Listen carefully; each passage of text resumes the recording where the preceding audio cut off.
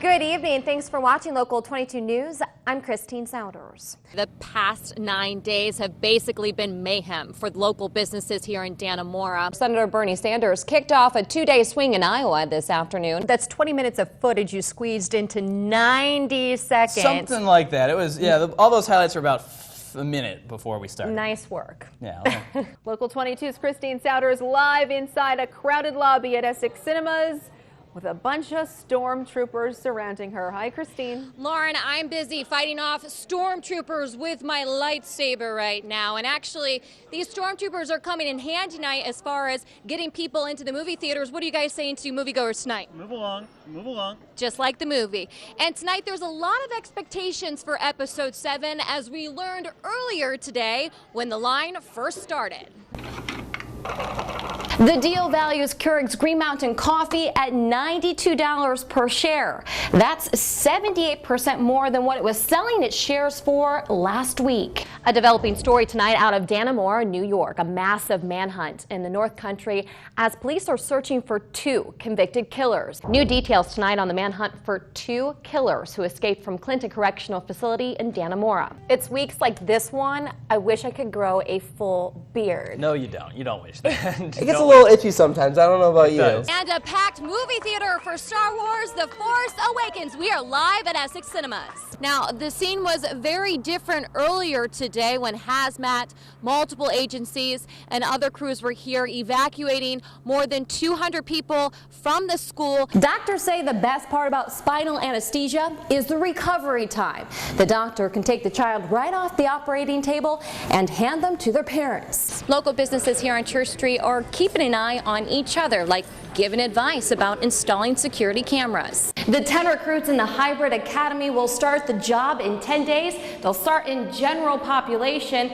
After about a year, they can work in this area, segregation. We are live in Essex speaking with Senator Rand Paul tonight for the GOP event. The owner of the tire shop also tells me he's waiting on a group that waits to the very last minute to get those snow tires, practically until the actual day of a snowstorm. That was me last year. Good evening, everyone. Thanks for watching Eyewitness News at 10 this Election Tuesday. I'm Christine Souders. I'm Mark Baracco. Tonight is the big night. We're going to do a quick recap of some of the big races tonight. I know Mayor of Utica, incumbent Robert Palmieri, is going to serve another 4 years. This is unofficial results that we have in. Good evening. Thanks for watching Local 44 News at 10. I'm Christine Souders. First on Local 44, a Manchester, Vermont man is behind bars for allegations of repeated sexual abuse against a minor. Vermont State Police arrested 41-year-old Ryan Needhold on Friday. This stemming from a report of sexual abuse of a 15-year-old girl in 2013. Detectives say after a lengthy investigation, Needhold was charged with aggravated repeated sexual assault of a child and lewd and lascivious conduct with a child. Needhold is being held without bail. He will be arraigned tomorrow. A Barrie man is scheduled to appear in court tomorrow morning. Barrie police say he's accused of injuring another man with a weapon resembling a machete. A developing story tonight out of Dannemora, New York. A massive manhunt in the North Country as police are searching for 2 convicted killers. You're looking at pictures of David Sweat and Richard Matt. They escaped early this morning from Clinton Correctional Facility. Incredible video sent to us from a viewer. It captures a truck explosion at Casella Waste in Williston. New details tonight on the manhunt for 2 killers who escaped from Clinton Correctional Facility in Dannemora. Governor Andrew Cuomo announced a $100,000 reward for information that leads to the capture or arrest of these 2 men. 34-year-old David Sweat and 48-year-old Richard Matt are at large. Both were incarcerated for murder. We're happy we got to go there, and you were also playing in the snow a little bit today. Yeah, I had to bust out all the winter clothing and everything. It was fun, though. Still, we soldier on. He was shivering when he got back in. Definitely a little bit of shivering. The president says the U.S. will not relent to ISIS, and he is defending the refugee vetting process amid wide criticism. Kim Hutcherson reports. Big week for high school football. Yeah. That's almost all the game. Welcome back. This is a really cool story. 100 people went over the edge of the Flynn Center in downtown Burlington this afternoon. These adventurers rappelling 9 stories down the side of one of the tallest buildings in the Queen City. Proceeds from Over the Edge go towards the Flynn's cultural and educational programs. Good evening. Thanks for watching Local 44's Halftime Report. I'm Christine Souders. A familiar face in Hollywood, actor Randy Quaid was arrested last night for trying to cross the Canadian border into Vermont. Vermont State Police say Quaid and his wife Evie were detained at the Highgate port of entry. Randy Quaid is known for acting in movies including National Lampoon's Christmas Vacation. If Trump was sitting right here, right now, what would you say to him? I would say to him that at one point of time, Hitler was trying to do the same thing with the Jews. It's not an early primary state, but you are here, the first Republican presidential candidate here. How are you hoping to appeal to Vermont voters? Well, you know, I'm a different kind of Republican. Some of the residents at ARC put their personal touches on the trees by creating the ornaments. Look at all these Star Wars fans. They are all very excited here in the Essex Cinemas T-Rex movie theater, and the expectation is pretty high for episode 7, as we learned earlier today when people lined up this morning at Essex Cinemas. Shortly after, police searched the swamp area and brought out a K-9 unit. But because of winter weather conditions, they're having to put the search on hold until spring. That is, if Denise Hart is still missing.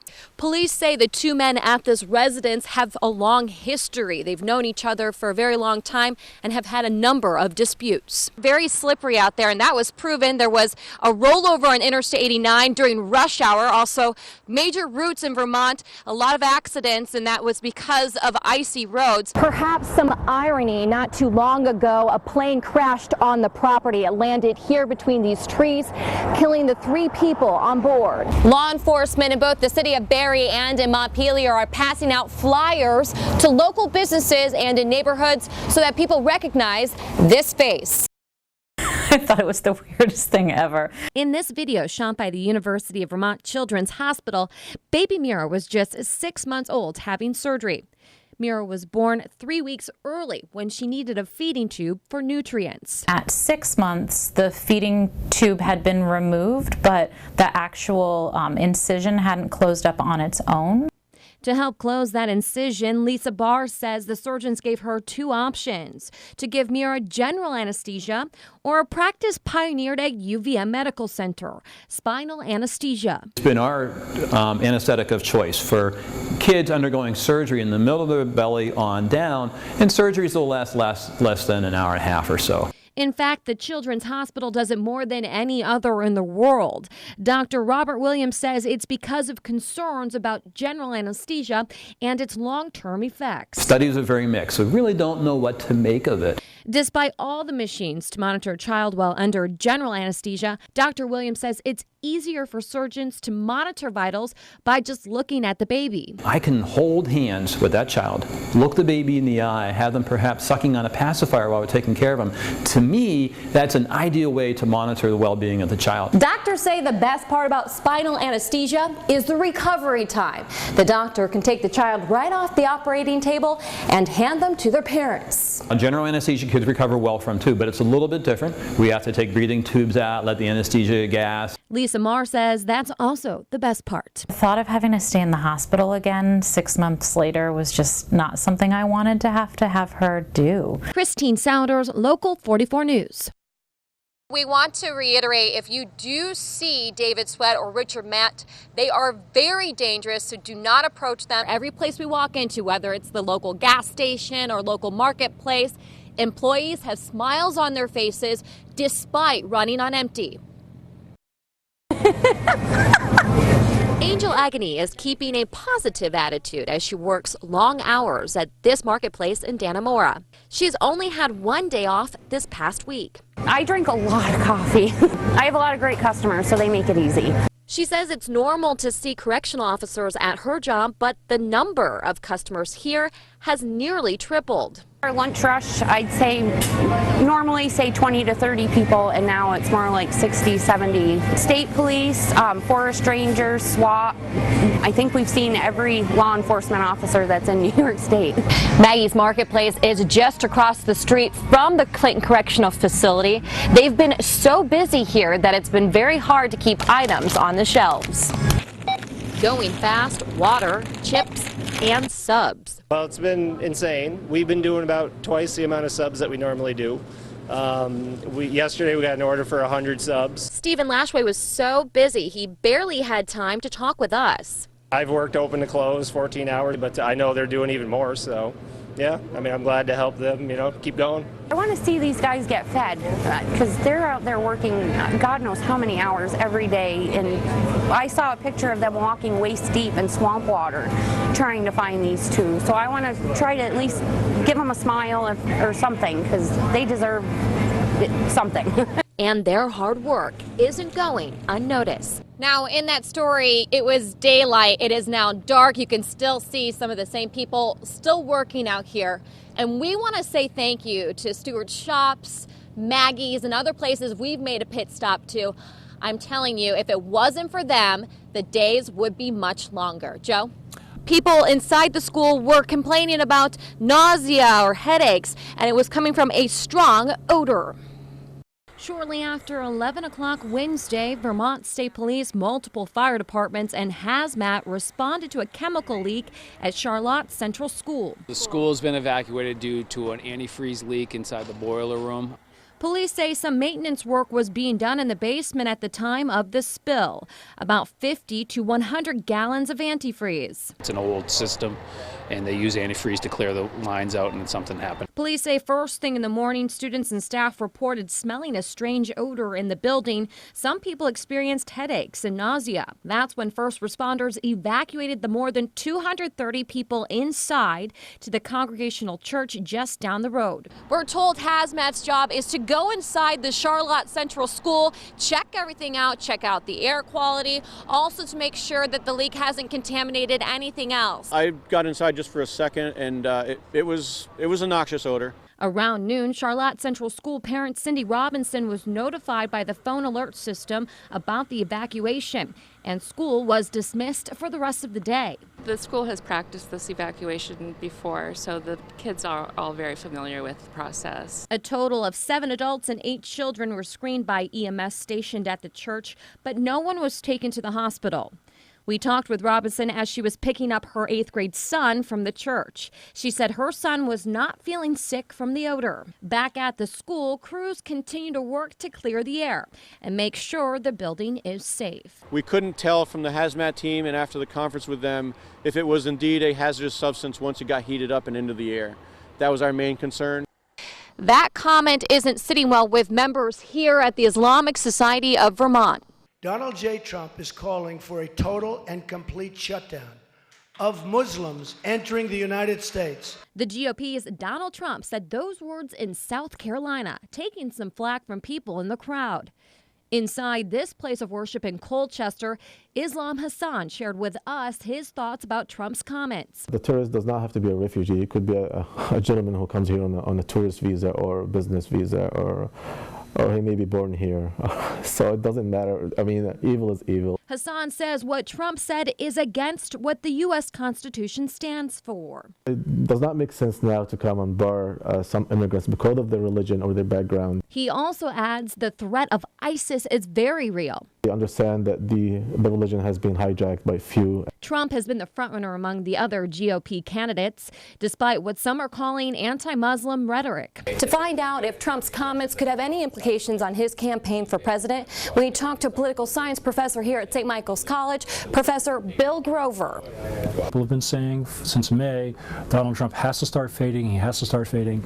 He hasn't faded. Maybe this will be the piece of the picture that leads him to actually fade from the scene. I'm not holding my breath, but it might be that tipping point. Professor Bill Grover teaches political science, and he follows American elections very closely. I don't think it's fair to say that Trump is so far out there on the edge. I think that his policies are actually pretty close to a lot of other candidates on these issues. So if Trump was sitting right here, right now, what would you say to him? I would say to him that at one point of time, Hitler was trying to do the same thing with the Jews, and the United States took upon its shoulder to take this evil away from the world.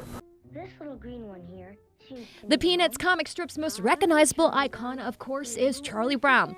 A little socially awkward, sometimes a bit gloomy, but he always manages to persevere. Tasked with finding Charlie Brown, I searched phone books, the internet, and social media. We're airing the Charlie Brown 50th anniversary special. Hey, do you know anyone by the name of Charlie Brown? After a few good grief moments, my producer Stephen Brasley shared with me some words of encouragement. Look, Charlie Brown may miss that football every time, but you're going to kick it out of the park. Bye. I hit the jackpot. Meet Vermont's very own Charlie Brown. I believe in having a great time, and people always make fun of me. And he's not the only member from the Peanuts gallery we were introduced to. This is his wife, Lucy. She admits to sometimes being like her bossy character. I do give him a bit of a hard time, but he usually takes it pretty well. And it doesn't stop there. Lucy's sister is Patty, for Peppermint Patty. I love her. I think she's adorable. Though they share a lot of similarities with the cartoons, there are some differences. We don't have Snoopy, but we have Eva. And she is just as sweet as Snoopy, aren't you? And if she ever meets a Snoopy, she said she'd marry him, wouldn't you? Yeah. And when it comes to Christmas, they carry on a Charlie Brown tradition. We are actually cutting down a tree with Vermont's Charlie Brown. That's right, complete with the red ornament. And the Browns say this anniversary holds a special place in their hearts, thanks to Charles Schultz. I wish I could have met the man, because he really touched my heart. Christine Souders, Local 20. Hello, Bina 48. I'm Christine Souders. Hey there. It's good to see you. This humanoid robot named Bina 48 calls this compound in Lincoln, Vermont home. She has 2 cameras in her eyes for sight, 32 motors in her face, and her skin is designed out of strong, flexible material called rubber. She has the ability to not only just respond to questions, but she can also make up questions of her own. Bina is funded by a nonprofit called the Terrorism Movement Foundation. Its director, Bruce Duncan, says Bina's ability to act with humans comes from months of interviews with an actual woman named Bina Rothblatt. I am a digital version of Bina. Bina is married to Dr. Martine Rothblatt, who also created Sirius Satellite Radio. Both helped develop this robot. It's always been a dream of hers for people to understand the value and benefits of digital computer technology as a way to enhance and extend our lives. Duncan says Bina's purpose is to save all kinds of information. What it might look like if you backed yourself up to a computer and then transferred that information to a robot. Bina's social interactions are based on Rothblatt's memories, values, and beliefs. During our interaction, Bina demonstrated her ability to relate to me. Can I be your friend? Yes, we can be good friends. And she even showed me her sense of humor. I was kind of wondering what it would be like to be the real Bina. I think it could be a hassle. You have to bathe, eat, shave. You have to put on fancy clothes. And perhaps researchers say the technology could be within anyone's reach by 2045. In Lincoln, Vermont, Christine Souders, Local 22 News.